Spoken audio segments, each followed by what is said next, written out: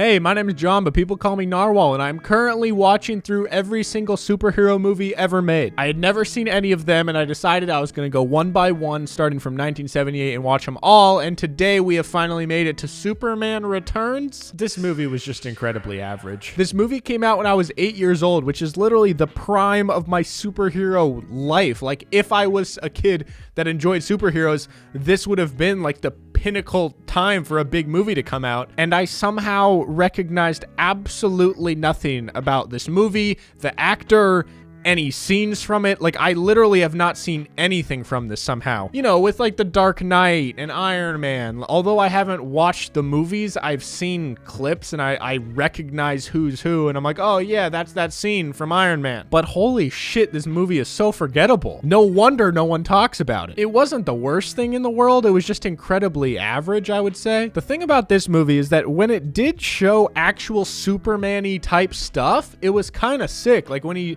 saved the airplane and he lands and like catches it over the baseball field, that was a really cool sequence. And then when Superman gets shot in the eye with a bullet and the bullet just like falls to the ground and it can't even penetrate him, that type of shit is pretty dope. But like, those are the only two scenes that I can really even think of off the top of my head that show Superman doing dope Superman stuff, which isn't necessarily bad. Like, there can be stories that are more of character pieces and I learn more about the relationships and why he feels the way he does and where he's coming from. But this one, he just felt kind of creepy and not that likable, in my opinion. He has the ability to see through things, to hear things from anywhere, and I actually mentioned this in, I think, one of my previous Superman reviews. Like, he's very powerful, but I feel like he uses his powers to just be a creep. He likes this girl, and rather than just talking to her and addressing her and discussing it how he should, he just like hears her perspective from like outside of her house, just sitting there in the dark and listening. And that's just so weird. It's not even like I'm morally against this movie or that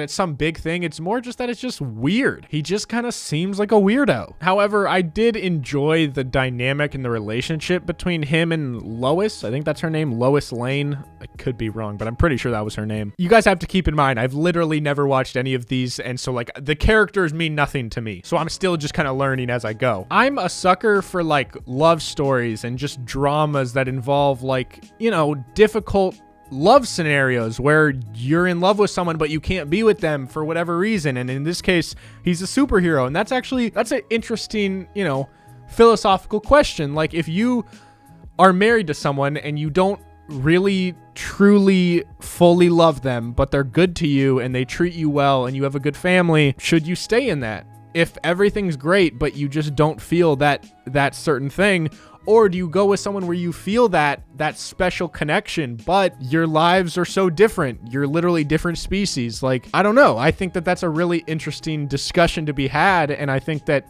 the movie approaches it in a way where it really makes you think about it. At least for me, I've had scenarios in my life where I've felt certain ways about certain people, and there's scenarios where sometimes it just doesn't work. It's not the right timing. It's not the right whatever. And this does a good job of kind of addressing that, I think. Now, all the rest of the movie was, you know, not the best, but I think that the lead actor, who, by the way, never seen him in anything ever, and that just, I was talking to my friends, it blew my mind that an actor in this huge movie at the time, like this was probably the biggest movie in 2006, and it's this guy I've never heard of and never seen. And like, I don't think he was a bad actor. He seemed like a fine actor, but I don't know. It was just shocking. And I Googled him, and he has been in other stuff. And I don't know, maybe he's more of just a TV actor, or if he's just in different types of movies that I don't personally watch. But it was just so weird that I'm like, I've literally never seen this dude in my whole life, and he's playing Superman. You know what I mean? And I'm still not really sure how I feel about the ending.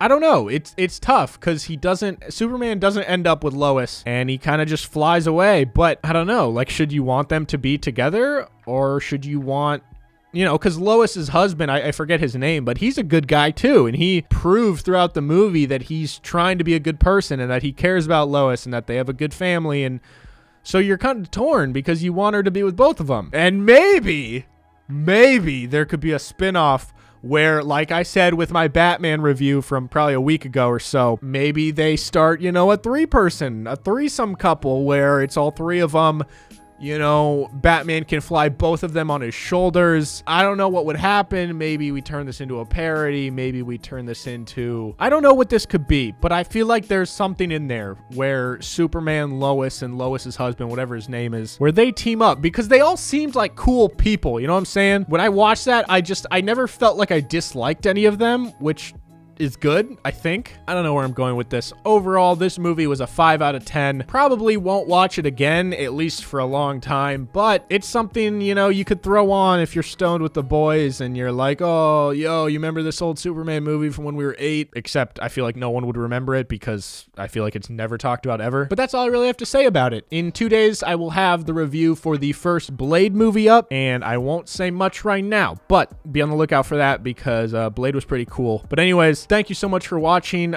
This channel has been doing really well recently thanks to TikTok. So if you're from TikTok, I just really appreciate your support. Be sure to drop a like on this video and comment down below because it helps push these videos into the algorithm more and just helps grow the channel. And I'm going to have a ton of content coming for you guys really soon. If you enjoy me for whatever reason, check out my podcast called Peak to Middle School. It means a lot to me and I just plug it at the end of every video because we work really hard on it. They're 2-hour-long episodes every single week, full video versions in the studio on YouTube. So I honestly think it's one of like the higher quality podcasts I've seen. Obviously, I'm biased, but check it out. Anyway, if you want to follow along with me on this journey, there's a Google Doc in the description of this video that has a specific watch list order of every single one of these movies. There's 85 total, and I encourage you guys to subscribe here and to follow along with me. With that being said, thank you all so much for watching, and I'll see you guys next time. Peace.